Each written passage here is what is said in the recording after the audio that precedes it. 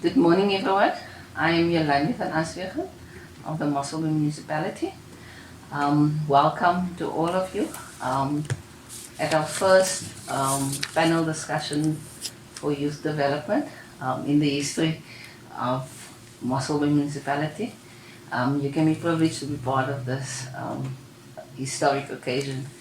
Today we celebrate and we commemorate the young people of 1976.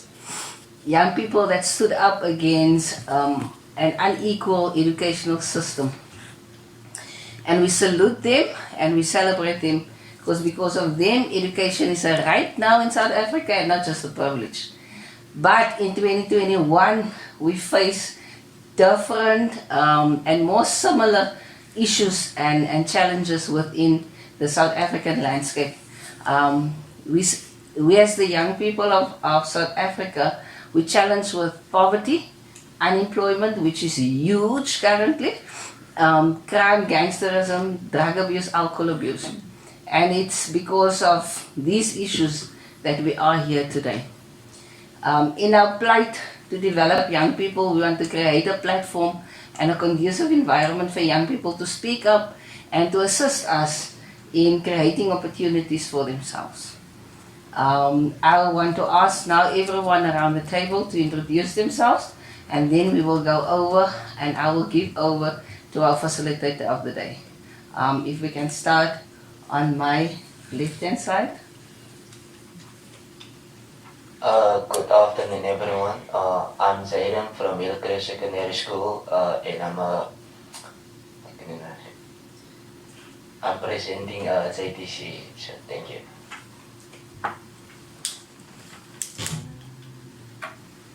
Good morning, everyone. My name is Amanda Mkiza from Hillcrest Secondary School. I'm part of the committee members of Youth Matters. Good morning, everyone. I'm Tavi Lekamani, presenting in the secondary school and doing very well. Thank you. Good morning, everyone. My name is Anam. I'm a grade 11 student at the secondary school. I came to today's discussion panel for mainly the youth unemployment and Good afternoon, everyone. Talita Lau from Point High School. I want to say it is a privilege to be here, and I think we will all learn something today. Chantal Keiter from Mossel Bay. I'm a phase head there. And yes, I agree with Talita. We are all here for the same cause, and that's our youth and developing our youth. Thank you.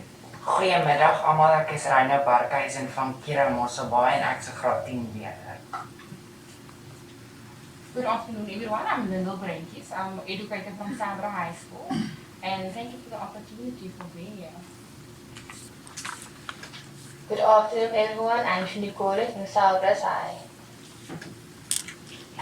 Good afternoon, everybody. I'm Timothy Derek, award-winning artist and founder of Coming Nerd Clothing Brand. Goedemiddag allemaal, ik is Konden Kannemeyer van Invest en ik is voor gemeenschapsdienste voor die Junior Town Council. Môre almal, ek is Jamie van Sail, ek is 'n graad 12 hier op die Saurus. Goedemiddag allemaal, ik is Zenika van Wyk, ik ga 12 leren van Koordbrugge Secondary School.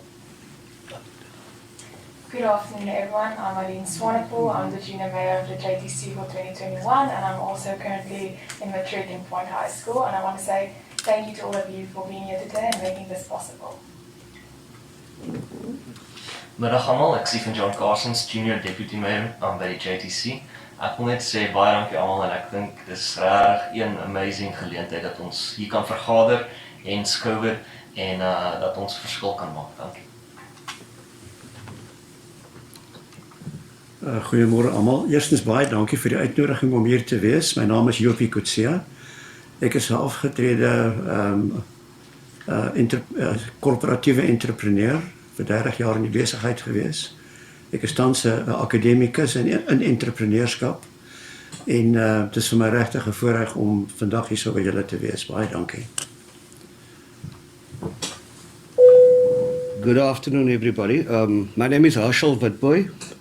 I'm currently the Chief Executive Officer of Arian Solutions, which is a company that I founded We focus on consultancy, small business consultancy, a lot on training, where my passion lies.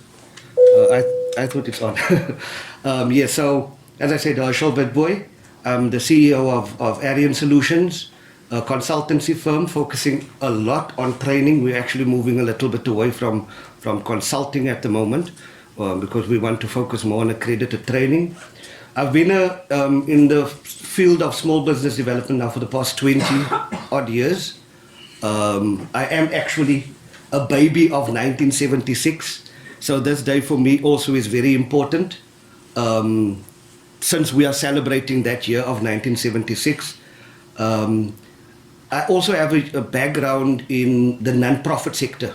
So I also have a deep passion for community development, but specifically focused on economic development issues.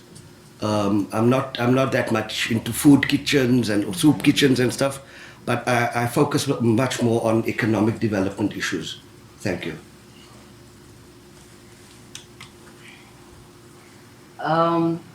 Just before we start, Herschel was also an official at CEDA many moons ago, the Small Enterprise Development Agency of Government. He also co-wrote the local economic charter for the Mossel Bay municipality a couple of years back.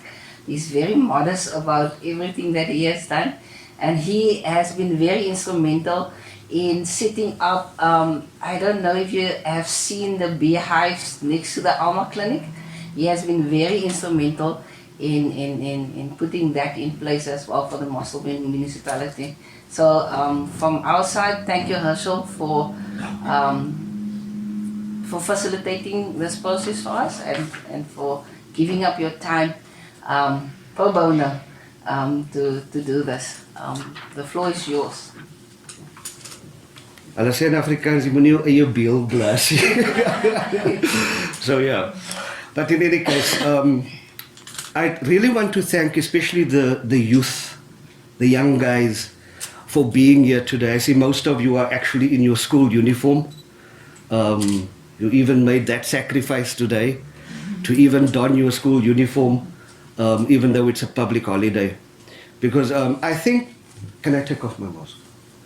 I think the day, it's about you. I think that we need to move away, actually, Prof, from just celebrating the youth of 1976. And we must start celebrating the youth of today. Because the struggles that we deal with today are much, much different than the struggles that youth are dealing with at the moment. You hear many people saying that we now have the freedom, but what does that freedom mean if the majority of our people are still living in poverty? Not just poverty, excruciating poverty. I've worked in situations, I don't know if you've ever experienced it before, but situations where you can actually smell poverty. The house is clean, floors shining, but there's a smell in there that you can smell poverty. And that is what our youth are growing up with today. Okay? So as a start of the discussion, I just would like to give us some background, some statistical data, not a lot, and I don't want to focus on the South African context too much, because we know that the Western Cape at the moment is doing much better than the average South African figures at the moment. But even Western Cape, it's not what we must deal with. We must deal with Mossel Bay, because that is actually where we want to focus on today. We want to focus on what is actually happening in Mossel Bay. But just as a context, currently in South Africa, the unemployment rate, it stands at a staggering 46%, which actually shook government to its core, up to a point where the President Ramaphosa, actually had to put in place certain initiatives and stuff to deal with this 46%. But the problem that we are facing is that 46% is one thing. That is the general unemployment rate. But the problem that we are sitting with is that youth unemployment, it sits at 70%. I actually feel that it's sitting higher than 70% at the moment, which means that the people that are supposed to be most active are the highest unemployed. Okay? And that is a huge problem that we are sitting with. Now, given that high figure, it talks directly to certain other issues, because if you're not employed, okay, what are you going to do? You're going to turn to other ways of accessing money. It's hunger. I must eat because I'm hungry. Okay? So what does this high youth unemployment rate also does is that it creates certain social scourges. Okay? Like crime, these house breakings and stuff. And now you sit with a high concentration of people that's supposed to be economically active, incarcerated, they're in prison. Okay? But now we even have another further problem. Because you see the 70% youth unemployment rate, what we find is that a huge portion of that, the highest portion, over 50% of those who are youth that are unemployed, they are uneducated. Okay? Just a little bit over 10% of the unemployed youth are graduates, people with degrees who are unemployed. What I normally tell young people, and I work with young people a lot, I tell them, when I grew up, we said that you have to have matric to get the job at least somewhere. You need to have matric, and you at least have to have a license, a driving license, no? Code 8 driver license. That was our entry level. But now the challenge that you guys have, when you have matric and your driver's license and your computer literacy certificate, do you know who you compete with in the employment market? People with honors degrees sitting at home. Okay? To even put this thing more into perspective, a huge portion of the 70% of unemployed youth have never worked. They've been at home, never worked for 12 months and longer. So now you further on what you deal with, you are trying to enter the job market, but you have no experience. So now employers are saying, on the one hand, you don't have the qualification. Now you get the qualification, and then they tell you, you have the qualification, but you don't have experience. That is why agencies like the National Youth Development Agency, they are now propagating, they are campaigning very hard for government to force legislation to change, to take away that experience part. Okay? I don't know if it's a good idea always, because what will happen to the employment market, Prof, if people don't have experience? But I think there should be a balance, okay, between experience and qualification. Because what the youth must realize more and more is that education is the key now more than ever. Okay? Because you want to improve your competitiveness in the labor market. But now let's come to Mossel Bay. That's now just my view of what is happening in South Africa. Okay? But now if we look at Mossel Bay, Mossel Bay, the unemployment rate in Mossel Bay looks very, very much better than the South African situation. It's even higher than the Western Cape average. Because the unemployment rate, I think, sits at around 15.3, 15.5%. Okay? which is not bad if you look at the national figure of 46%. But now what we must remember, if you look at, for instance, the socio-economic profile that the Western Cape government, they do a socio-economic profile of each and every municipality in the Western Cape. You must go and Google it. It's on the internet. Okay. What they say is that that figure, that 15 point odd %, it's a very narrow perspective of unemployment. Because what it speaks to, it only speaks to people who are employable or they are supposed to be employed. Okay? So it's not old people who have retired or persons living with disabilities who cannot work. I'm talking about employable people. Okay? Though that 15 point odd %, those people are employable and they are looking for work. But now the reality is there's a broader perspective as well. We cannot only look at the narrow perspective and say this is our unemployment rate, 15%. Because the broader view is that there's a huge amount of especially youth out there. They are employable, but they are not looking for work. They're not. Many of them will rather go for the SASSA grants.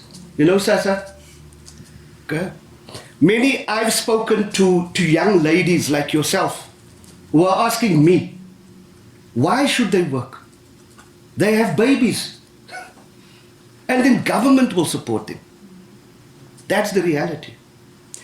Many young people out there also have the situation where they are employable, but they are now discouraged because every time they put in a CV, they're unsuccessful. Now, when you've been trying to get a job for 12 months, later on you're going to give up. And a lot of, especially young people, have reached that point. But now another interesting thing about Mossel Bay, if you look at the figures, I don't know if you know what GDP is, the gross domestic product. So you have a regional gross domestic product. So if you look at the whole Garden Route district, Mossel Bay at the moment has the highest GDP per capita. It sits at around 51,000 rand, okay?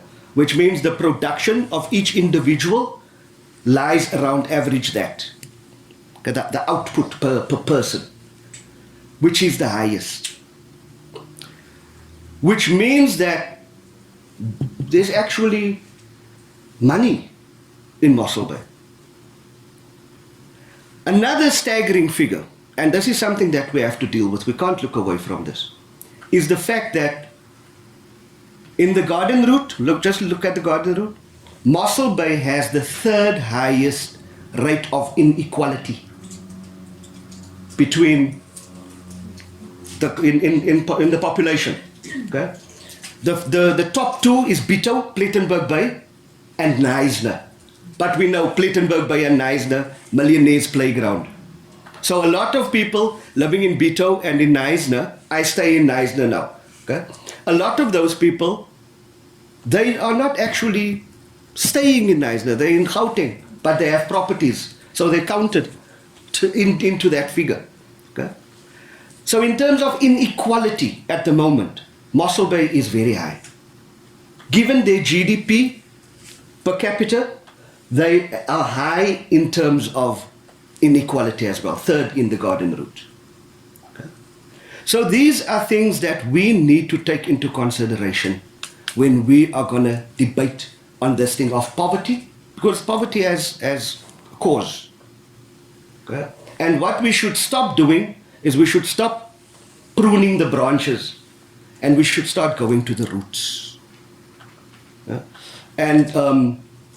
And we as, I think, I'm a grown-up now. We as grown-ups must stop trying to bring solutions to the youth. Because actually the youth have their own solutions. Okay? And they can even implement those solutions. So I think that is why also this day is very important, Yolanda. I think I'm going to stop there. I don't know, Prof. No, you. There we go. No, so you explained the problem very well, and also gave us all a reality check of what's happening out there.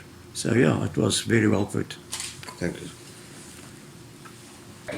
Now, we've prepared, I think you know that we want you guys, the floor, you're the panel, okay? And I'm just going to facilitate together with Prof and Yolandi. We're going to try and facilitate the discussion. But I'm done speaking now, okay? So the first thing that we need to deal with from the floor is, why do we think poverty, given the background that I gave now, but in your own experience, in the neighborhood where you stay, okay, what is your experience? Why do you think we have such a high rate of poverty in South Africa? I would like to say something, please. I think one of the major reasons is from our past. A lot of our learners' parents and their parents didn't get opportunities because of how they were brought up and the history of our country. So that is still a problem today, is if your parents didn't have an opportunity to study or to get a degree and to get a decent salary, then the opportunities for their children is limited. And I think that's something that you touched on, is the fact that education is so much more important today. But something that I'm passionate about as well is, what are we teaching our kids today? Are we teaching them book knowledge, or are we teaching them something that they can actually go and use to find that job? Because there's different types of jobs. Yes, there's jobs that you need that honors degree or doctorate degree or whatever, but you also have areas, especially in our country, that's focused on production and so forth. You need a skill. You still need those old vocational skills. And that's something that we might have to focus on, is to put food in our mouths, is to get a job, but to have something to offer. If it's not education that you can get, then what is the alternative? Thank you. Any other input from the floor? I would like to ask, you said that education is key nowadays, and that the key to success lies in education. But would we not venture into the idea that, because that's what our panel discussion is about, the solution to people not having work, wouldn't that be entrepreneurship as well? Because for some, it is not they're not able to get an education, they're not willing to get an education, their interests lie in other aspects. And I think that's one of the biggest problems, in my opinion, that we force people to get an education when they're not motivated to do that, when they have an idea of doing something else. I mean, we have, call me a nerd with a clothing company here, and photography. They do not need an education to follow their passion and their dreams. So that's just the idea I want to put out there, that we do not need to force somebody into an education when their passion lies somewhere else. Thank you, interesting. What are we saying? Van Afrikaans broers. Ja. Dit was 'n goeie punt beet regtig, want ek meen maar buite soos dit nou gaan in ons gemeenskap en so, ons het nie genoeg motiveerders nie. Ons het nie genoeg mense wat ander mense kan bewys dat kykie, as jy nou 'n bietjie sukkel met jou education en al die goede, net een idee kan change na positiwiteit toe, na sukses toe. So al wat jy net moet doen is uit die boksie dink. Kyk soos ons het 'n award-winning artist. Ons het iemand soos ek wat klein begin het met 'n fotografie besigheid. Ek het nie nodig gehad om vir dit te leer nie, maar as jy net een idee het, dan kan dit net soos hy gaan. So hy is van my kant af wat 'n mens net kan doen, net 'n idee. Interesting. Yes.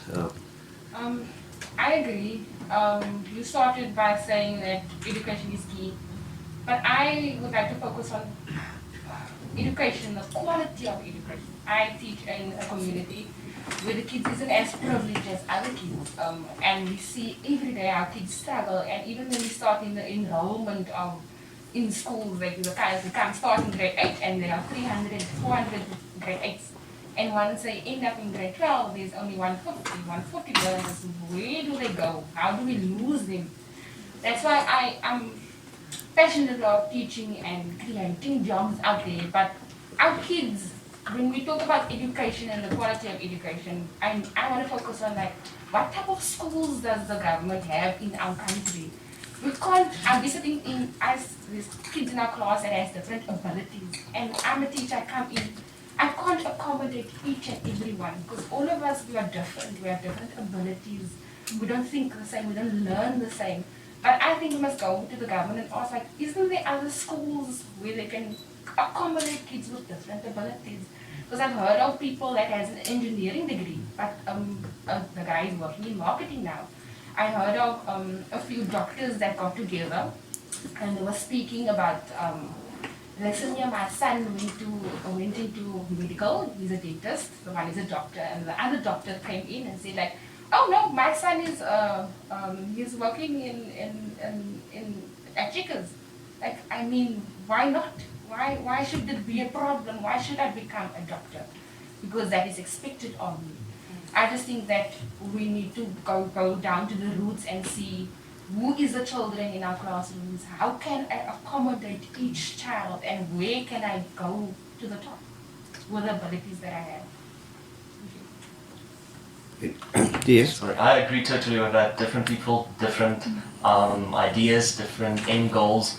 And some want to go study, some don't. Some want to go study at a university, some want to go to a vaardigheid school. I mean, I mean, in my community you look down at those, but I think that's not the way it should be. We should look up to these schools, implement more of these subjects in schools, because not everybody has the ability to do what they were forced to do from a small age, and becoming a doctor and stuff like that. Any other input? I hear that school need to be a balance. It need to prepare our future leaders for exit after grade 12. We shouldn't just sit in a business economic class where you write from the blackboard and then at the end of the year you pass matric with a A aggregate in business economics. But that business economics must empower you to go out there to do your thing, like Jamie alluded earlier. So there must be a balance. I want to concur with Ms. Brainkies on that. I see government is starting to look into getting kids from grade 8 till grade 9, and then kids and parents must decide, okay, I want to follow the mainstream education because I'm academically inclined. I want to become a doctor, I want to become a dentist, I want to become a lawyer. But there's other options also for those artisans, those learners that can work with their hands, so that they can go to TV colleges. You don't exit the school system, it's part of the schooling system. I think in Germany they have a perfect picture of that, and that's where our TVET system originated from. So the balance must be there. We need to have education. Basic education is important, but we need also to have alternatives to, I don't want to become a lawyer, I don't want to become an accountant, but there's place for artisans, there's place for entrepreneurs within our society and within the world. Can I just put something, just throw something in? Don't you think that the perception or the view of our definition of education is a little bit skewed? Because I work with entrepreneurs, small business owners, because there's a difference between a small business owner and an entrepreneur. I work with them every day. And I can tell you, in my view, that entrepreneurship, small business, is the answer. There's nothing more, nothing less. But don't we think that if we are looking at the definition of education, we are narrowing it down to book theory? Because what I can guarantee you is that even if you want to go into your own business, photography, what's this? Manufacturing of any nature, whatever, hairdressing, doesn't matter what it is. You still need education to be able to be good at what you do. So, for me, we should not necessarily look at education, or not at all, not even necessarily, not at all, look at education just as university or college. Okay? Because do you know what the private sector is saying? The private sector is saying to government, you are sending us university graduates, and we don't need them. We need artisans, we need welders, we need boilermakers, we need people with certain skills. Okay? But even those people, the automotive industry in South Africa is growing at a huge pace. And the amount of graduates that they need is very, very minimal in comparison with the amount of skills that they need. So I just want to throw that in there. Are we not saying, because even if you are not very good academically, the theory, you're not going to university, because are we saying that we don't need education? I'm asking. Should we not broaden our view of education? Yeah. Can I perhaps respond to that? Please. I think it's a good point that you made, Herschel. From where I come from as an academic and as a practitioner in corporate entrepreneurship, I've learned that education never stops. Even, once you're finished with matric, you just carry on learning. Myself, I've been at school for 12 years, then I've been at university for another 12 years, and every year, and this comes back to your point, in addition to a very solid education, world-class education, you need to embrace the culture of continuing education, where every 6 months, every year, you do a skills certificate, like a course in negotiations, like an MS Word course, that you sharpen your skills in addition to your basic education.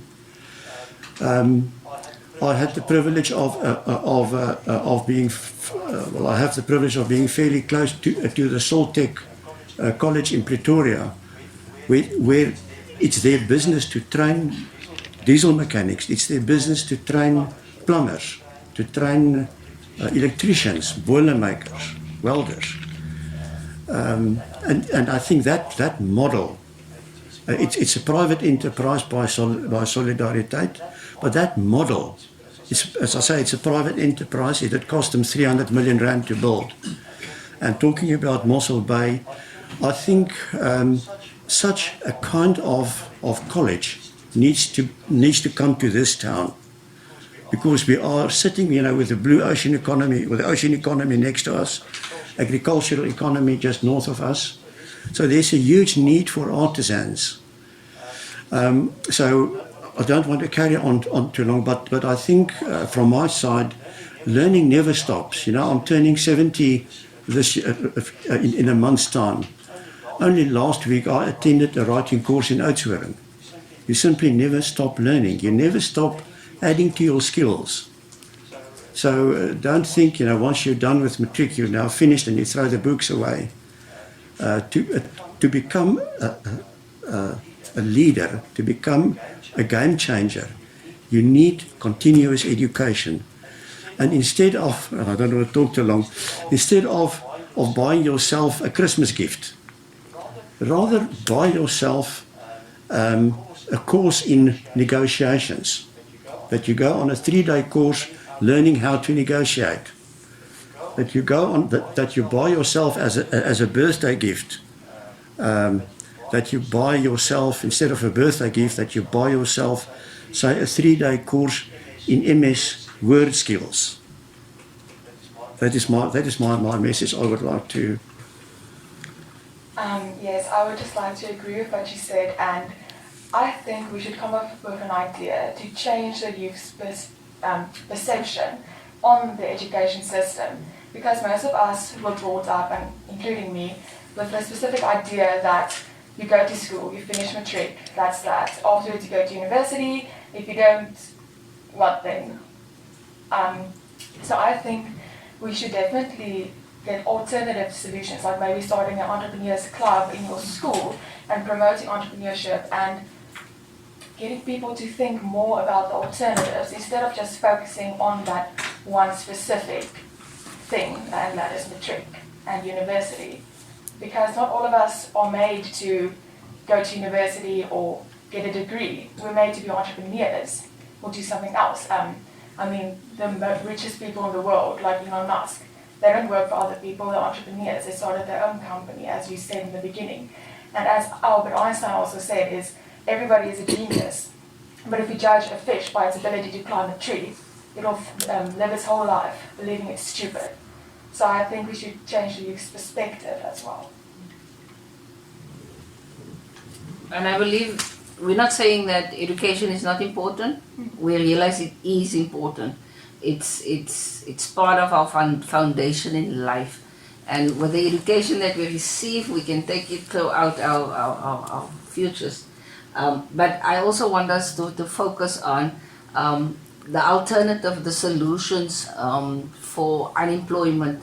And unemployment is a huge issue within not just Mossel Bay, but in the context of South Africa. How do we address the unemployment with the solution of entrepreneurship? No, you can go. I just think we're maybe getting ahead of ourselves a little. Ma'am, you talked about exposing kids in grade 8 and 9 to what they could possibly, to make the decision between practical work or academic work. But still, how can they make that choice if they have never had experience in what they want to do? I know about a lot of people that want to do something. The first shot they get at university or a college, being exposed to that type of work, they immediately decide this is not for me. So what can we do as schools to create a system where learners from a very young age can be exposed to practical work practically in what they want to do? If it's accounting, if it's medicine, if it's welding, if it's art, if you want to become an artist, go shadow someone. How can we implement that system in schools that anybody can do it, everybody has to do it, so they know exactly what they want to do after? And then you can start doing university or college.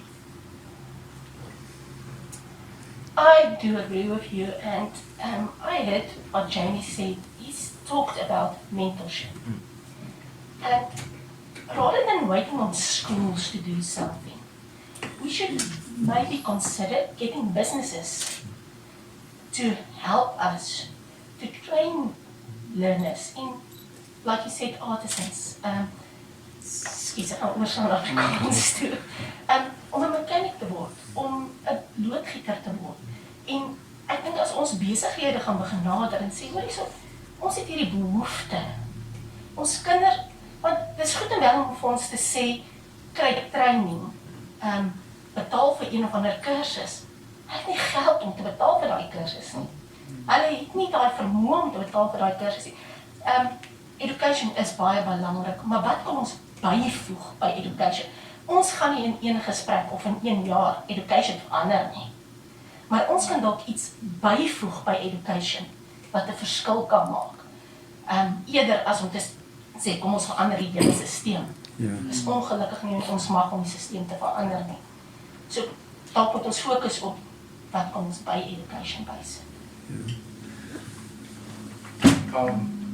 I believe like most of the kids, when you ask them what they want to become, they say something not even knowing what it is. Like in my community, there's like a lot of kids saying they want to be a mechanical engineer or whatever. But when you ask them what is that, they don't know what it is. Just because they saw their uncle driving a nice car, earns nice money, and he's an engineer, that person also wants to become that. I remember there was a time like when I said to myself, I want to become an engineer. I'm not smart at all. And I told my mom, this is what I want to do. I like cars. I like cars. And before that, I think I was in 9th grade. That's when I switched schools because I was in Sabras before I went to Beerweda, that's Eden District now. Yes. And I went there in grade 10, knowing that, okay, I want to be mechanic. It's a technical high school where you can't work with your hands.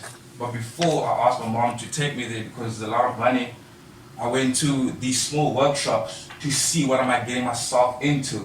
And I was like, on June holidays, that's when I would get workshops like, you know what, this is actually nice, this is what I want to do. When I went there to technical high school, knowing what it is, until when it came here, 11th, 10th grade, this is not what I want to do. I discovered certain talents that I have, but I still stayed there because that's something I need to continue, and the certain talents that I have, I know only a small portion makes it. Not everyone can be who a Casper in your vest or Beyonce, not everyone can be that.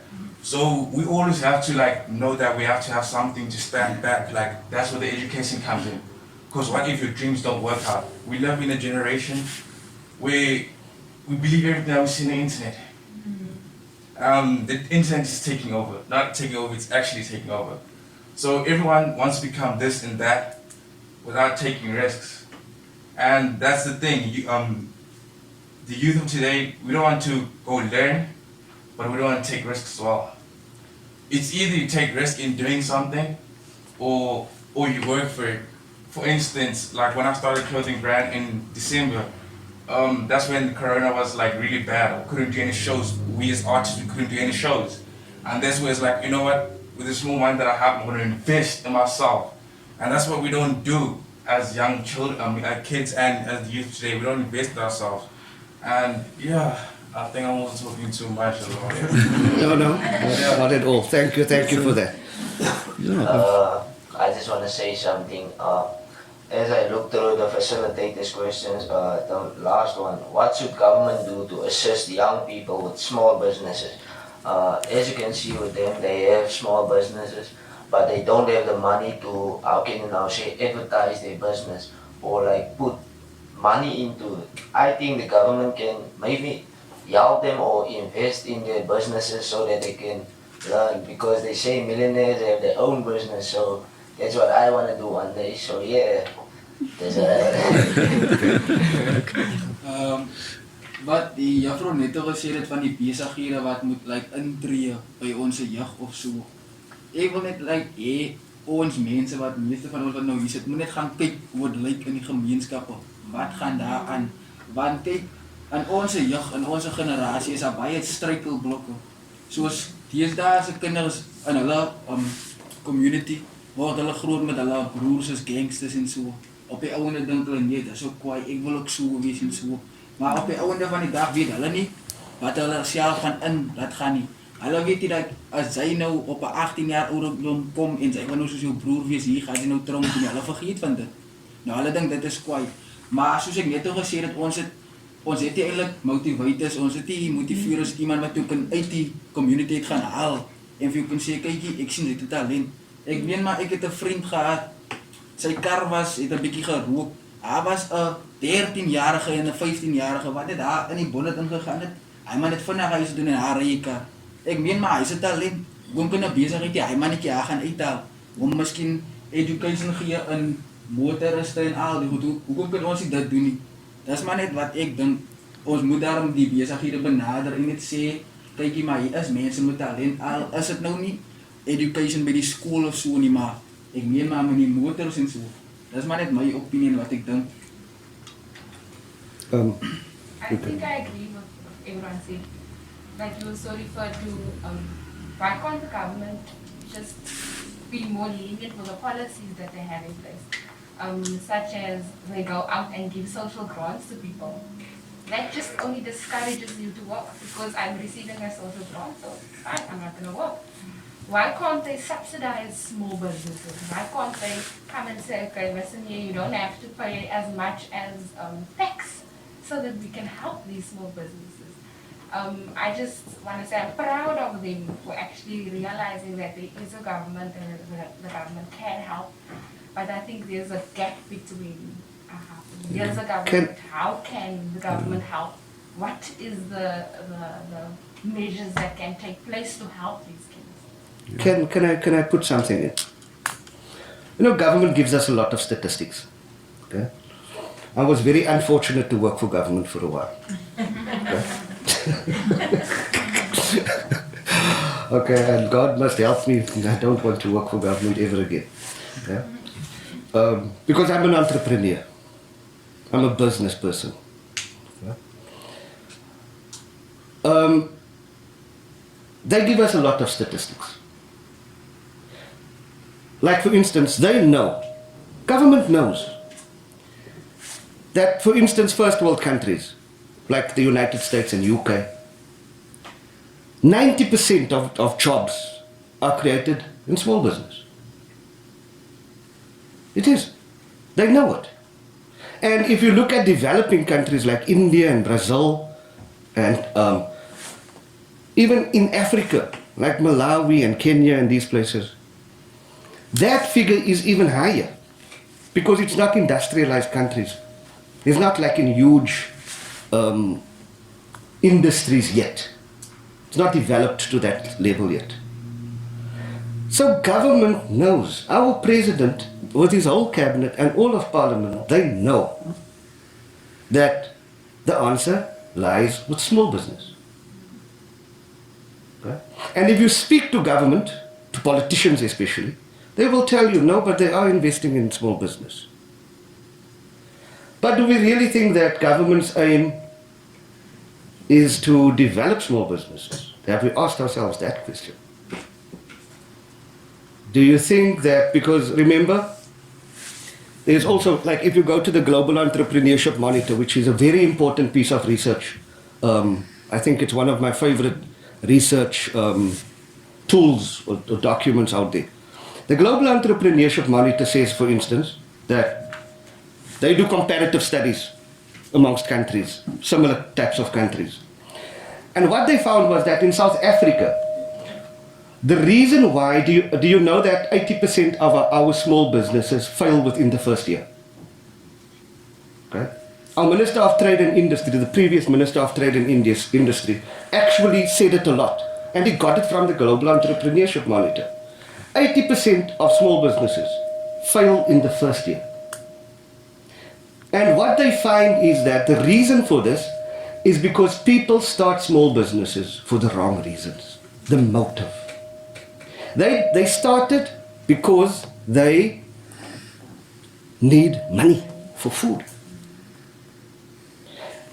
That is why innovation, it's lacking with South African small businesses. Because why? My motive is wrong. Now, if my motive is wrong, I will see you do something and you being successful. So I will want to do that same thing. You remember spaza shops before the Somalis and the Pakistanis took it over? Then you'll have 5, 6, 7 spaza shops in one long street. Because I see you are doing it, and so it's not because I want to do something out of innovation and out of entrepreneurship. My motive is wrong. Now, when I worked in Mossel Bay, I worked for government in Mossel Bay. You've got Petro SA here. Okay. Petro SA is also the reason why Mossel Bay's manufacturing, it stands at, I think it's like 17% or something, which is very high for the garden route. But it's because of Petro SA, the manufacturing plant there. But now you'll have people coming into Mossel Bay from wherever, coming to work on a contract at Petro SA. But now it's a 12-month contract or 8-month contract or whatever, and that contract will stop, will end. Or maybe this guy is a welder or boilermaker or whatever they do. Now, that guy he's now unemployed, but he won't go home. He'll stay in Mossel Bay. He won't go back to the Free State or the Eastern Cape or wherever he came from. He'll stay here. And now he adds to the unemployment rate. Now he'll come to me as a business consultant, and he'll tell me, listen here, I want to start a business, I want to make these security gates and burglar bars and stuff, because he's a welder. He needs money for steel and equipment. Now government will then assist with doing the business plan, put in the application to the Small Enterprise Finance Agency, get him money, 2 million rand or whatever, to start up this business. He'll start up. After 6 months, when I go looking for him, the business is closed. Do you know why? Petro SA advertised again for Boilermakers. And so he left the business to go back to Petro SA and go work. His motive for starting the business in the first case was because he's unemployed, not because he wants to be in business. So now that 2 million rands worth of resources will go to that person. And somebody that's like you, who really want to be in business, will then lose out. Hence me saying, government will tell you, but they are investing in small business. Okay? Let me say the last thing. I'm listening to you guys saying government, and I'm telling you government, they know where the answer lies. And they will tell you no, but they will tell you that they're contributing towards this issue.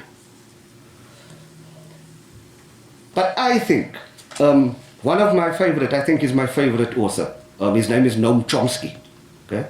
Should actually go and listen and read up that guy. He says that, I think he's 94 years old or something like that now. He says that society, we as society, we must stop thinking that government will change our situation.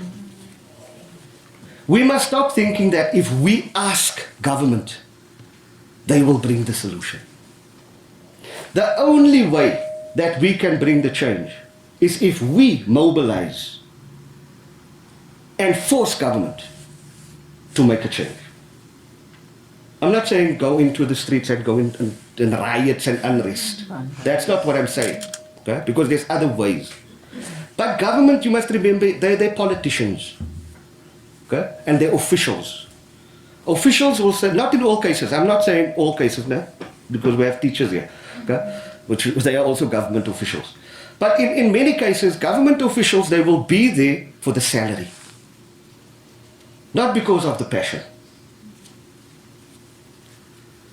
Okay? And then you have politicians who want to stay in power, so they want the vote. Hence, they will give you the grant. Because if they give you the grant and you don't have to work for it, you'll vote for them. You'll keep them in power. Because bring another party, they will take away that grant and then you must go and work. So we must keep these things in mind when we are debating these issues in our heads. Okay? Because we as the youth, remember, the youth of 1976, they didn't ask government to bring changes. Did they? They forced government to bring changes. And they did it in a very violent way. I'm not saying we should do that. Okay? But they had to find a way for government to listen. And what I'm saying is that we are not now wanting political freedom. We have that. Okay? We want another type. We want to get rid of poverty. We want economic freedom. We want our economy to start growing. And it's actually stagnating now. It's not decreasing, it's stagnating. And if we are going to keep on asking government, do you think we'll have solutions? We'll have results? We're going to ask until we're blue in the face. And I would rather go Noam Chomsky's way and say, I, Herschel Witbooi, I almost said my second name now as well. No? But me as a person, as an individual, I must do things to mobilize and make government listen to me. And one of the ways I'm doing it is free training. You see? Sometimes we have free training, and especially the youth, I want you to listen now. Okay? We sometimes do free training. I did free training here in Mossel Bay. We invited people, 20? I said, I don't care. Even if it's 30 people, I don't care. Do you know how many people pitched? 15? 17? Sometimes we do training and then we start out with 10 or 20 people. We start out with 20 people. We end up with 5. Because people thought that they're going to get a stipend if they come. Now they come there, then they find out, no, it's not a stipend. You don't get money to be trained. then they just don't come back. Youth, young people.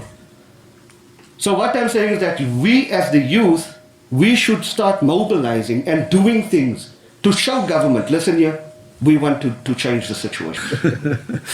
Yeah, I see we are a bit busy running out of time. Just a few concluding remarks from me.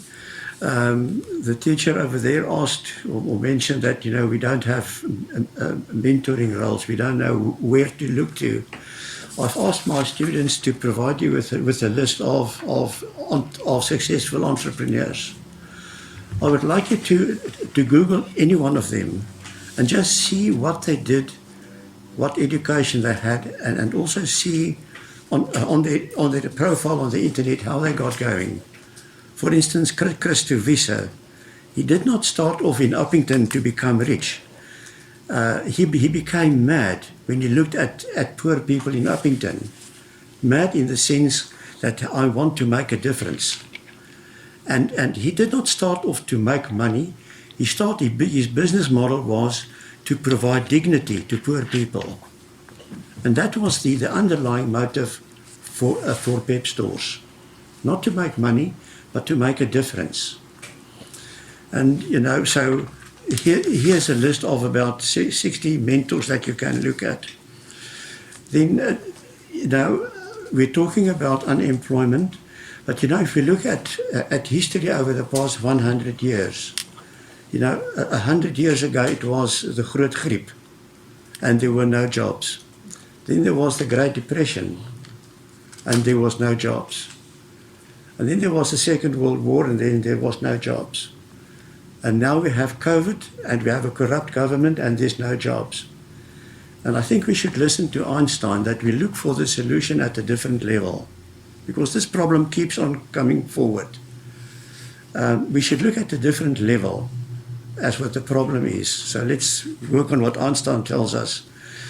And listening to his wisdom, what I see is that we should, first of all, understand that there's never going to be a good time for employment. There's never going to be a good time to start up a new business. It's not going to happen. But I think we should take courage that within business you will find that there's a tremendous amount of goodwill where business people want to help young people. And I think my students, they are from all over South Africa. Last night they sent this in goodwill to me, as well as a few career opportunities as a gift of goodwill. The example that you used of that clever little Okie that fixed the car, business doesn't know about that skill. Perhaps in terms of networking, you should take that guy by the hand and take him to the Nissan garage and say, hey, this is so-and-so, he's got an unusual skill with mechanics, to get things working. That, and I'm sure the head or the owner of Nissan will say, okay, well, let him come once a week to come and have a look. Let's see this guy. But before I ramble on, before listening to Einstein, before you can become an entrepreneur, before you become employable, you need to become an intrapreneur, what we call in academic terms. In other words, that you look at yourself, that you are mad enough, that you want to make a difference, and that you are passionate about it, and that you empower yourself. If you are going to wait for government to empower, you're going to wait for many years. If you are going to wait for the labor unions to empower you, you're not going to wait 3 lifetimes. So look at yourself, and I think this is my message, Ursula, to the youth who are here. They're all leaders in their community. Forget about government, forget about labor unions, forget about policies. Work with what you have and empower yourself with what you have, what that's in your power. And what is in your power is to get a damn good matric, the best you can. And to also to embrace the culture of self-empowerment. I'm sure many of you are getting a little pocket money. Who's not getting pocket money? I'm sure you're taking a chance. Anyway, if you do get a little bit of pocket money, save 10% of that. Put it away for a rainy day. You may not have a business right now. You may not have an opportunity right now, but you know, one day there's going to come an opportunity around your way, and then you will have a little bit of startup money. You will have a very good education. And as I said, so that is, I really want to conclude by saying that don't wait for anybody. Look at yourself, and that is, and please tell your friends that also. Empower yourself. Become an entrepreneur. See yourself as a business unit. And I take your point, the gentleman with that gentleman, yeah. Not everybody wants to become an entrepreneur, because not everybody wants to take that kind of risk. And that's fine. But you can become an entrepreneur where you conduct yourself and you conduct your schoolwork and your employment. If you work for a company, you conduct yourself as if you are running your own business. If you are a welder, say with Petro SA, that you do your welding job as if it's your own business, as an entrepreneur. So I think that is my concluding message, Herschel, is that you should embrace self-empowerment and work with what they have, the little they have. Thank you. Thank you very much, Prof, for that. I think that we need just from the floor, just concluding remarks. If everybody can just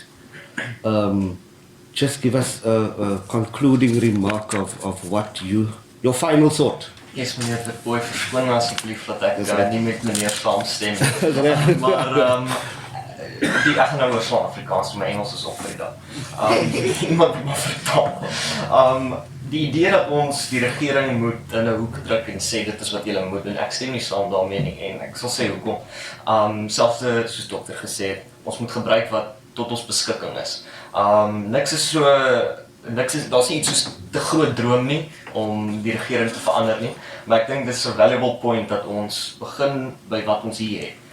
Laat ons gemeenskapsbesighede vra om ondersteuning te rig, laat ons 'n gemeenskap van besighede skep wat intellektuele eiendom kan deel met entrepreneurs wat na hulle toe kom, dat hulle by die skole betrokke kan raak, om vir die skole te vra, wie is julle entrepreneurs, wie is julle vaardiges, en dat hulle so, want dit sal op die einde van die dag vir hulle ook 'n bevoordeling hê, vir as hulle daai mense in diens kan neem. En ek dink net nog 'n punt wat ek wou gesê het, ons verwag nie dat al die mense en al die jeug moet entrepreneurs word nie. Ek dink die punt wat die wat kan en die wat wil, kan entrepreneurs word, want as 'n mens 20% het, elkeen neem 2 in diens, dan het ons al klaar werkloosheidsprobleem wat redelik opgelos word. So die punt wat ek ook net wou gesê het, is ons verwag nie dat elke liewe jeugdige entrepreneur moet wees nie. Ons verwag dat dies wat die vaardighede het vir entrepreneurskap, dit moet volhardig gryp en hulle kan weer die res in diens neem. Ek wil net sê, soos ek dink dit is baie belangrik dat inisiatiewe soos vrygestel word en bekendgestel word aan die publiek, want soos in laat entrepreneurskapsvaardighede op 'n vreugdevolle manier aan mense kan oorgedra word, want baie mense het soos hierdie idee in hulle kop wat hulle na skool wil gaan studeer, dan kom hulle terug met die kwalifikasie, maar daar is nie werk in daai veld nie, daar is klaar te veel mense wat dit doen, en as jy entrepreneursvaardighede het jy half 'n gebeurlikheidsplan of 'n plan B om op terug te val, want soos in die begin van die COVID-19 pandemie het ek soos begin besef dat matriek kom nader, studies moet betaal word, ek wil baie graag 'n rekenmeester word, en toe het ek begin maskers vervaardig, en vandag is dit actually 'n suksesvolle besigheid. Ek kry gereeld bestellings en dit bring ekstra geld in, en ek dink dit is als danksy ons besigheidsjuffrou wat hier langs my sit, wat vir my daai vaardighede al van kleins af kon leer. So as ons dit dalk moontlik in die publiek ook kan doen. I think I want to agree with Ethan. I'm very passionate about teaching, and I'm very frustrated with the government. It's not in a day's work. It's not like man was said. It's not going to change today.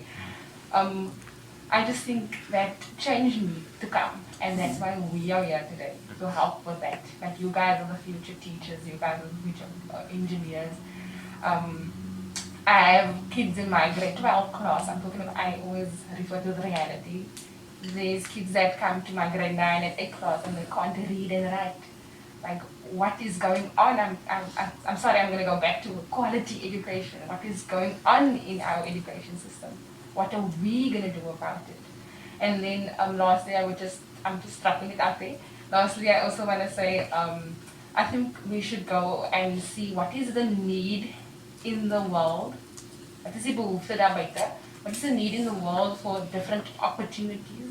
And if we talk about unemployment and if we talk about opportunities, what opportunities is there for the kids? Then bring it back to school and say, there isn't any opportunities for engineers in South Africa, or there isn't a need for doctors in South Africa. I'm just making examples. Then switch it to school so that the kids can know, listen here, why should I study for engineer? Why am I being forced into a situation where there isn't an opportunity? I'm not going to make any money. I'm not going to be successful. I think we should look deeper into that and then help schools, help teachers, help learners, help the youth to be successful. Thank you.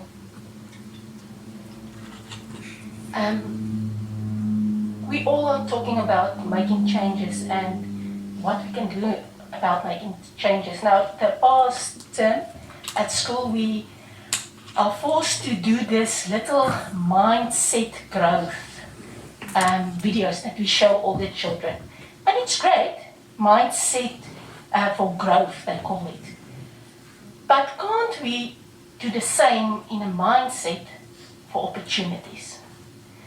Change the learner's mindset so they can know what opportunities is there. We are so set in education, this, like everybody is saying, but give them alternatives. Show them alternatives. I know I'm very grateful for this list, but this is way out of our league for the children. Our learners live in Mossel Bay with their, like you said, you can smell the poverty in some houses, and you get emotional if you have that child in your class that they can't even buy a pencil. And to give them a mindset of, I can get out of this, and I can have these opportunities, and this is how I'm going to get out of this. And give them mentors on the ground. Someone like Jannie, and sorry, I don't know your name, but people like them, come and speak at Point High School and tell the learners what you are doing, changing their mindset from somebody's going to do something for me to I can do something for myself. Just my opinion. Okay, I just want to focus on education is the key. That is so important because like Sir said, when you start a business or maybe the government help you with a business, like you don't have that skills to, how can you now say, to manage it, like or the finances. That's why in school you learn to manage your business and all that stuff, how to get jou inkomste en jou uitgawes, al die goede. Dis hoekom education baie belangrik is. En die government kan niks daaraan doen nie, want education is amper soos, jy moet probeer om dit vir jouself te kan verander. Jy moet 'n doel stel vir jouself, amper soos, wat wil jy word of so. En jy moet positief, dis waar die mindset ook inkom. Jy moet kan positief dink. Want as jy nie gaan positief dink nie, dan gaan dinge nie vir jou uitwerk nie. En dis ja, dit is wel wat ek wil sê, dankie. Sorry. Ten slotte wil ek net graag hê dat ons met 'n plan van aksie, want ons debatteer en ons praat en ons discuss nog die hele tyd. And I think we should just get some solutions that we can put on paper and that we can follow up, that you can do in your individual represented schools.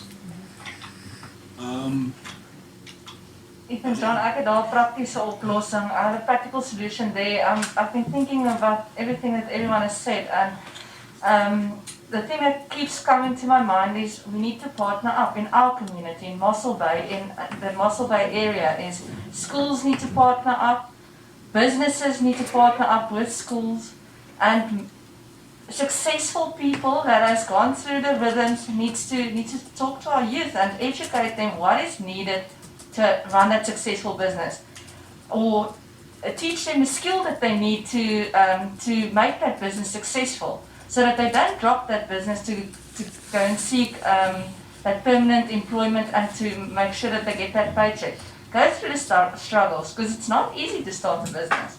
It gaan moeilik wees, and it's going to be difficult for a few years. But does it mean that you won't be successful? So if you're struggling with the finances, get someone in that can teach that young person, okay, this is how you need to budget, this is how you need to do that. You talked about Microsoft Word courses and educate them so that they can run that business successfully, although it's starting small. So the partners that I'm thinking about is between the schools, the learners, our municipality, which I think is invested in our youth, and our small businesses, and that we learn from each other. Maar ons gaan 'n prakties daar, we're going to have to create these situations where we can come together and educate each other, because our society is still very narrow-minded with get the education, get the matric certificate, go to university, then you're successful. And that's not the only way to go these days.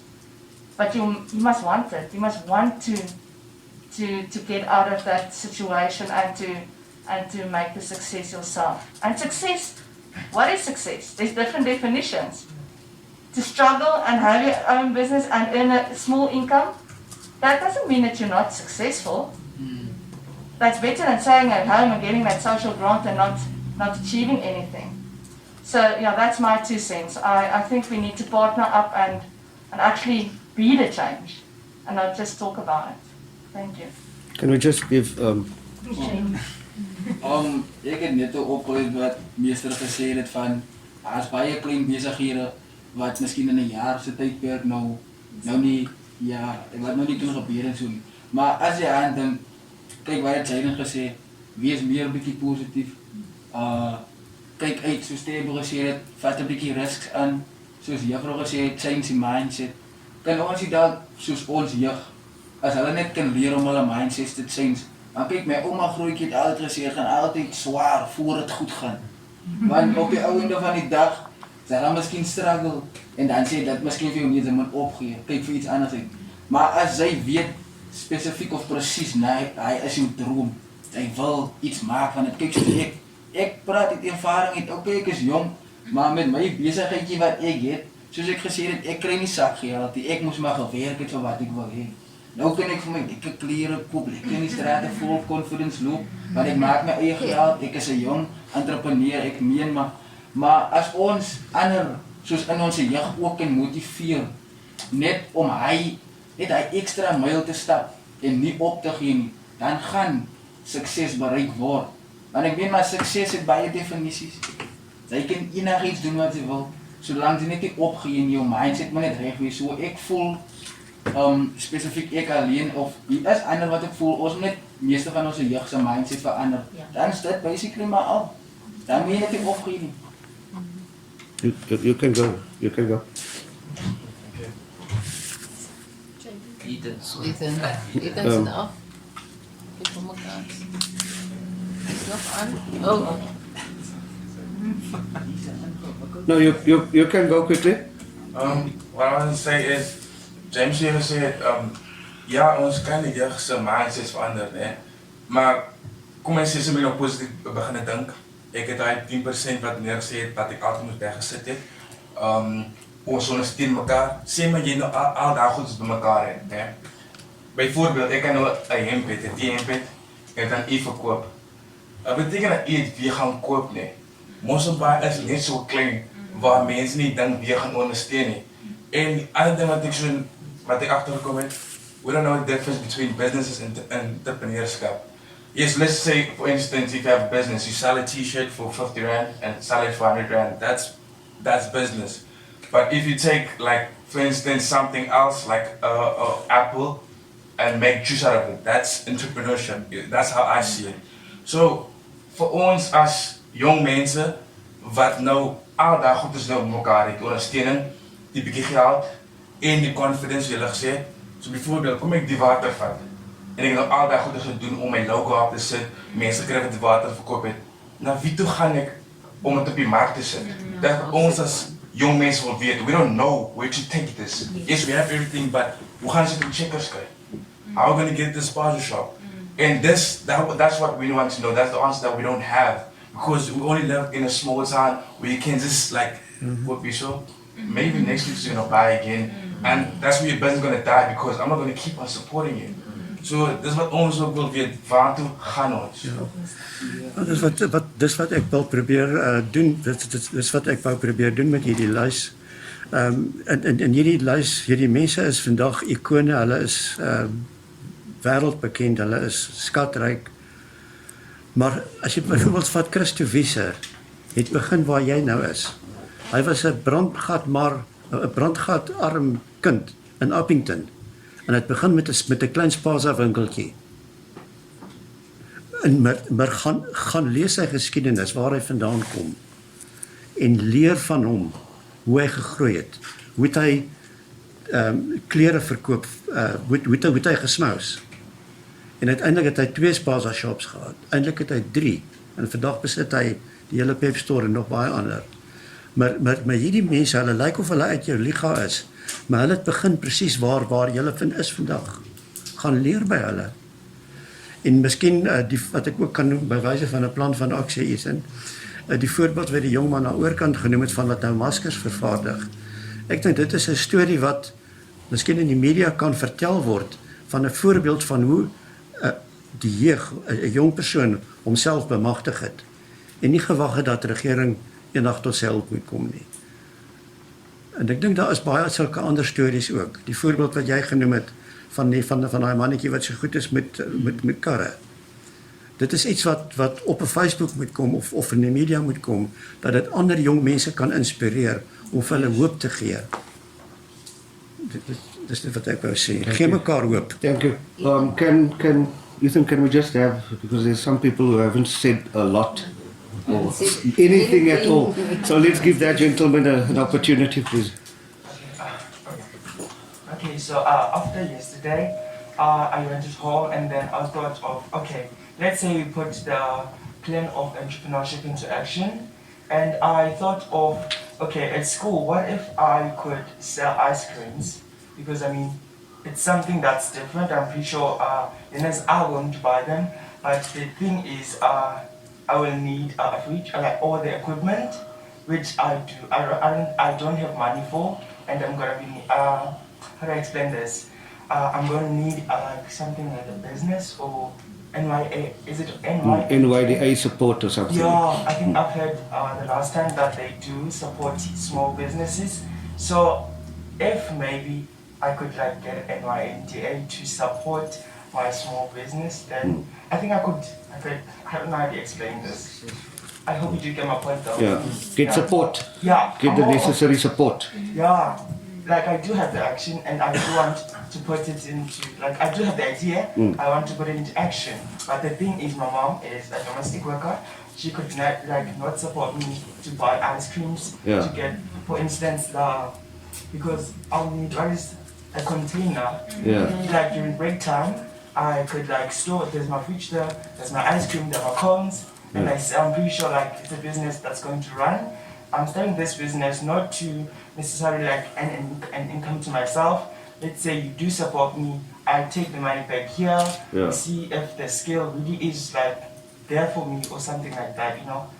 That's I think I think that's an important point in terms of support, because different people will need different support. Okay, but everybody's complaining about there's no access to finance. Okay, and what the banks are saying is that they will not look at micro businesses, startups, because they want the business to first start and run for 6 months and then come, and because then you have some sort of track record. But now, how do you start if you have no resources? So, and I think, Ethan, that's an important point. Don't agree with me, okay, because we are not here to agree. We are here to just give our lived experience. But it's important to note that everybody has a different lived experience, and our backgrounds are different. So for us to start is different. For us to mobilize is different. And I think the idea that, according to my brief, was that this will be the starting point of the discussion. Because we are not going to be able to find solutions here today. But what we are saying is that we know that we need to find the solutions. So for me, I would love for us to not have this as a youth day thing. Now it's over and done with. Because I know the municipality is here, the junior council, town council is here. We have some entrepreneurs here. So there's schools. So there's enough stakeholders to be able to take this discussion further. Okay? And to debate these things out because of our lived experience. Okay? But you see, for instance, you're talking about, I have an idea.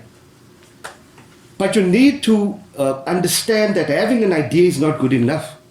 And I mean, that's my experience in business. Okay? And I've worked with thousands of small businesses. Because if you have an idea, you must test it. That's why if you come to me and say, I need a business plan for this idea, I will probably tell you no, you're far ahead of where you're supposed to be.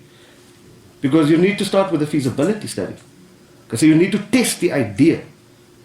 And what people say is, no, I need a business plan because I need finance. You see? So there's other things, because you must also know that a business plan is not just for finance.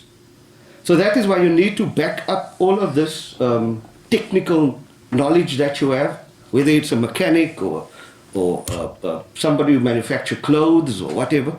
You need to back it up with a business acumen. So you have to get the education, okay?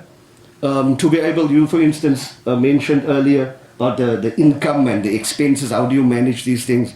I work with businesses now at the moment, people who've been in business for 5 years, but I ask them, where's your financials? Then they say, no, I don't record. For 5 years, I haven't recorded my income and my expenses. Because if money comes into my business, I go to Checkers to go and buy groceries for my home. Or let me not even say the other example of Tops. No? With a business money. So these are types of things that you'll only learn them if you are taught these things. So yes, the idea is important, but my point is that I don't want us here to find the solutions. We don't have the time for that. Okay? I think you guys now have the responsibility to go and find the solutions. And that will be done through workshops and engaging each other. Okay? And respecting the debate. Okay? I have a very loud voice. I don't know if you can. Now I become very excited when I talk about these things. Yeah? And I normally tell people, listen to the content, not to the pitch. Okay? Because we need to respect each other and the debate and the okay, for us to go forward. That's my thought, my opinion. Okay. Ethan? Do you really need to say something? Yes. Okay. Yeah, okay. Final Ethan? words. Then we will conclude at 1:30. Just to answer ma'am's questions, you guys the JTC is already there as a collective platform for all the schools. And we started an idea with marketing and entrepreneurship clubs at schools. We really talked to my school's principal, and the idea behind this is that it is a club where you can share your ideas, what works for you, what doesn't work for you, and where knowledgeable people can come speak to the whole group, and where each school's club can come together after, let's say, every second term. So the idea is already there, and the people to do it is already there. We just need the input from the schools and all of you guys sitting here to help us finalize it and all of that stuff. So the platform is already there. Thank you, Ethan John. From my side, thank you to everyone that participated in the dialogue. It's a dialogue that will continue, and it's important. It is an important dialogue to have. Like Ethan John said, the entrepreneurial clubs, we really want that to start taking shape in the schools, so that we can bring in the business chamber and start maybe a junior business chamber alongside them, so that they can be a mentoring process as well. Then you will know how to market your product, how to access finance, things like that. Okay, so the idea is there. We just need to keep on having these dialogues, keep on inviting the right people to speak to us and to assist us. So thank you from our side. Until next time. Have a good day and be safe. Here we go.